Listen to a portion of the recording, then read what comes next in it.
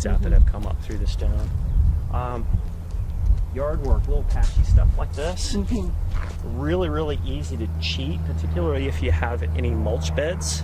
So what you can do is, before you do the mulch bed around the tree, what you can do is you can use an edger and edge it out maybe 6 or 8 inches wider, and take that grass out, like the good grass up over there.